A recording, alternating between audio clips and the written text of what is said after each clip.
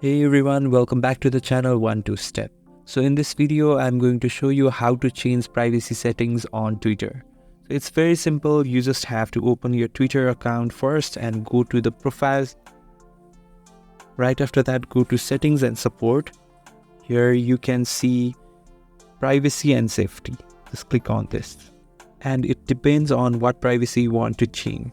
So here are many options. You can just go to audience and tagging and just protect your post from here or turn it off.